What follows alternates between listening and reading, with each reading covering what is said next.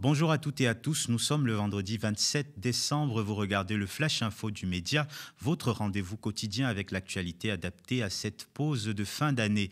Pour rappel, notre campagne est toujours en cours, nous avons besoin de votre soutien pour financer la production des programmes du Média. Grâce à vos dons qui sont défiscalisables, je le rappelle, nous avons collecté un peu plus de 160 000 euros. Merci pour votre générosité. On continue de se mobiliser pour faire vivre votre média dans le paysage audiovisuel français. Pour ce faire, rendez-vous sur notre site internet lemediatv.fr/soutien. Place au bulletin d'information.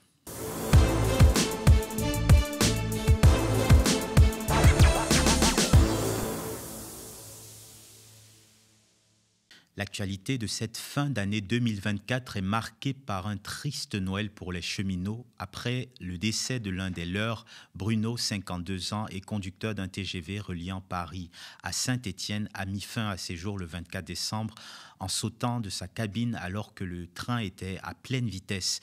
Un suicide qui a provoqué l'émoi au sein de la communauté des cheminots de France. Bruno Réjoni était conducteur de TGV au dépôt de Saint-Étienne et connu pour son engagement syndical au sein de la CGT Cheminots et politique en tant que militant communiste qui exécrait le Rassemblement national.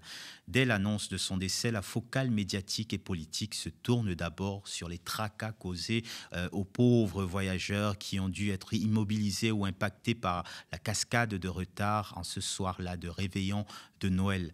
Le nouveau ministre délégué des Transports, Philippe Tabarot, est alors interviewé sur CNews où il tient des propos manquant quelque peu de compassion pour la famille de la personne qui a perdu la vie. 6 TGV et notamment des Ouigo avec plus de 1200 personnes à leur bord ont eu plus de 5 heures de retard avec les conséquences que ça a engendré. Et je viens d'entendre le témoignage d'un des usagers qui, avec beaucoup de patience, a pu, avec d'autres voyageurs, se dire que quelque part on aurait pu passer à côté d'une très grave catastrophe parce que le conducteur a souhaité mettre fin à ses jours, je dirais, dans une démarche solitaire. Ça aurait pu être plus grave s'il avait souhaité faire dérailler son train, ce qui aurait pu être une des hypothèses également. Et même si, dans une seconde interview, cette fois sur RMC, le ministre précise qu'il s'agit avant tout d'un drame humain, il persiste à souligner la responsabilité du conducteur, bien qu'il n'y ait pas eu de danger pour les passagers grâce à la veille automatique avec contrôle du maintien d'appui. Mais ces explications n'empêchent pas la colère des syndicats de s'abattre sur le nouveau ministre de tutelle. Sudrail, notamment, publie un communiqué dans lequel il condamne, je cite, « avec la plus grande fermeté les premières réactions du ministre des Transports qui n'a eu aucun message de soutien. Ces insinuations sont totalement inadmissibles », ajoute le communiqué. La CGT Cheminots, de son côté, exprime son mécontentement face à des attaques scandaleuses contre la corporation cheminote. Aux médias, nous avons contacté Julien Trocaz, le secrétaire fédéral Sudrail, pour qui la pilule a du mal à passer. La question, elle est dure parce qu'il y a beaucoup d'adjectifs qui arrivent dans la tête quand on entend ces propos dégueulasses. Moi, je ne sais même pas les caractériser tellement leur niveau de violence, de mépris.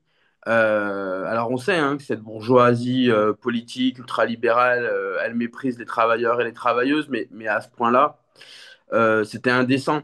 C'est indécent, c'était totalement blessant. Euh, je pense que les gens l'ont vu, en fait, la famille Cheminote, elle est blessée, elle a une grosse douleur depuis quelques jours.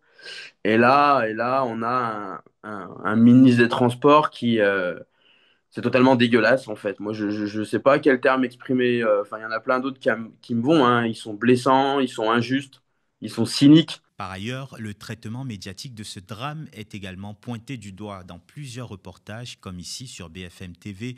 C'est surtout les désagréments causés aux passagers qui sont évoqués. Pire encore, une flopée de publications sur les réseaux sociaux tendent à accentuer la responsabilité du conducteur. Il aurait pu choisir un autre moment pour se suicider, peut-on lire entre les lignes de certaines de ces milliers de commentaires qui affluent. Certains commentateurs qui versent dans l'abject ne sont pas des inconnus. Tenez par exemple cette publication ignoble du dessinateur de presse Xavier Gors qui dit « Est-ce que sauter d'un train que l'on conduit pour mettre un point final à ses problèmes en se foutant de ceux que l'on conduit n'est pas l'acte ultime de la lâcheté et du nombrilisme individualiste qu'un désespoir sans doute réel n'effacera pas ?» Un signe de notre époque. La question des conditions de travail des cheminots passe évidemment quasiment à la trappe dans cette réaction déshumanisée. Un traitement que déplore Julien Trocaz qui appelle néanmoins à attendre d'avoir plus d'informations sur le cas précis de Bruno. Les cheminots, les cheminotes, eh bien, on est la cible très régulièrement d'attaques. Hein. Au jour d'aujourd'hui, nous n'avons toujours pas les résultats des enquêtes. Il y a des gens qui sont empressés de mettre des mots par rapport à ce drame. Aujourd'hui, il n'y a toujours pas de résultats. Le temps va venir d'exprimer, de parler d'organisation du travail, de parler de casse de collectif de travail. Mais là, on veut encore nous laisser le temps, surtout pour la famille, surtout pour ses proches, au deuil en fait. Les gendarmes de Seine-et-Marne se sont saisis d'une enquête pour déterminer les raisons qui ont poussé le conducteur à se donner la mort. Ce drame arrive en tout cas dans un climat social délétère au sein de la SNCF et un dialogue social lui aussi difficile entre la direction de l'entreprise et les syndicats. Gérald Darmanin en pleine opération de communication. Depuis sa nomination, le ministre de la Justice multiplie les déplacements et les prises de parole. Invité aux 20h de TF1 hier, le ministre a annoncé vouloir porter le délai de garde à vue de 48 heures à 72 heures dans le cas des violences sexuelles aggravées et de féminicide. Il s'est également déclaré favorable à une opération place nette dans les prisons afin, dit-il, de nettoyer les établissements pénitentiaires. Mais comment pourriez-vous faire mieux sur ce point précis que vos prédécesseurs ? Alors, ils ont fait beaucoup de choses, il faut continuer, mais il faut être sans doute plus ferme, plus intense. D'abord, il y a à imaginer peut-être des opérations place nette dans les prisons. Je pense que c'est ce que je vais demander à l'administration pénitentiaire, de pouvoir nettoyer, au sens compréhensible du terme, le fait que les gens ne doivent pas avoir de téléphone portable dans les prisons, continuer à être très présents, à empêcher cela et à condamner ceux qui le font. Et puis, deuxièmement, il faut que nous réfléchissions très rapidement à des solutions techniques qui nous permettent de passer à du brouillage de l'intégralité des établissements pénitentiaires. Le jour de Noël, Gérald Darmanin s'était déjà rendu au tribunal d'Amiens dans la Somme, puis dans une prison de l'Oise pour affirmer son soutien aux surveillants pénitentiaires.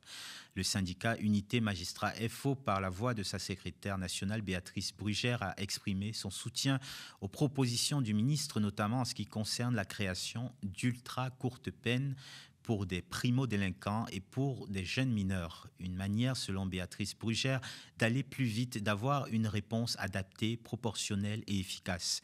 Mais cet avis, qui rejoint celui du ministre Darmanin, n'est pas partagé par Mathieu Quinquis, le président de l'Observatoire international des prisons, l'OIP. Au micro de France Info, il redoute une logique d'exécution rapide qui va à l'encontre de ce que doit être la justice. Mathieu Quinquis ajoute que l'exécution des peines de prison, c'est, je cite, de l'orfèvrerie, c'est de l'individualisation pour que la peine ait un sens, pour qu'elle soit exécutée, pour qu'elle évite de nouvelles infractions et qu'elle favorise la réinsertion. Selon lui, la justice ferme et rapide, dont les mérites sont vantés par le garde des Sceaux, entraîne souvent la détention avec des conséquences désastreuses sur la vie des gens concernés. Depuis plusieurs années, l'OIP alerte sur la surpopulation carcérale grandissante en France, puisque les prisons françaises comptent actuellement 80 000 détenus pour 62 000 places. Pour l'heure, Gérald Darmanin n'a pas livré son regard sur ces conditions de détention, plusieurs fois condamnées par la Cour européenne des droits de l'homme. Dans l'actualité au Moyen-Orient, la hausse des tensions entre les Houthis yéménites et l'armée israélienne. Israël a procédé hier à des bombardements qui ont visé l'aéroport de la capitale Sanaa, où 6 personnes ont été tuées selon la chaîne Telegram des rebelles Houthis. Al Jazeera rapporte que les attaques ont touché des centrales électriques de Héziaz et Ras Kanatib ainsi que des infrastructures militaires dans les ports de Hodeïda, Salif ainsi que Ras Kanatib cités précédemment. À l'aéroport de Sanaa, les frappes ont ciblé la piste principale, la tour de contrôle et les avions dont certains ont ensuite pris feu. Des tirs ont fait au moins 6 morts dont, selon les insurgés, selon les images de l'AFP, le haut de la tour de contrôle a été détruite alors que les vitres d'un bâtiment étaient brisées, des morceaux de verre jonchant le sol. Le patron de l'OMS, Tedros Ghebreyesus, et son équipe qui se trouvaient sur place ont échappé de justesse à cette attaque. Le secrétaire général de l'ONU a condamné cette escalade des tensions, affirmant dans un communiqué que les frappes israéliennes sur le sol yéménite sont particulièrement alarmantes. Les rebelles Houthis n'ont pas tardé à réagir et revendiquent une attaque au missile contre l'aéroport de Tel Aviv. Selon une chaîne de télévision du mouvement rebelle, le missile a réussi à atteindre sa cible, faisant des blessés et interrompant les opérations de l'aéroport. Les Houthis ont également affirmé dans un communiqué avoir attaqué avec des drones la ville de Tel Aviv et un navire en mer d'Arabie. Israël, de son côté, a confirmé des raids et le Premier ministre Benyamin Netanyahou a averti que son pays continuerait à frapper les rebelles Houthis jusqu'à ce que le travail soit fini, dit-il. Nous sommes déterminés à couper cette branche terroriste de l'axe du mal iranien, a-t-il ajouté. Les rebelles Houthis qui contrôlent de vastes pans du Yémen, dont la capitale Sanaa, sont soutenus par l'Iran, ennemi juré d'Israël. Hier également, au moins 45 personnes ont été tuées par des raids aériens israéliens dans la bande de Gaza, selon différentes sources palestiniennes, dont des journalistes et des membres du personnel d'un hôpital. 45 morts en plus dans une situation dont le caractère génocidaire est de moins en moins contesté. L'armée israélienne s'est défendue en assurant avoir visé des membres actifs du djihad islamique se faisant passer pour des journalistes. C'est la fin de ce Flash Info que vous pouvez retrouver sur la chaîne YouTube, le canal 165 de la Freebox.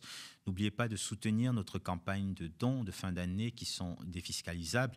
Grâce à votre soutien, nous avons recueilli un peu plus de 160 000 €. Merci à vous. On continue de se mobiliser pour faire vivre votre média.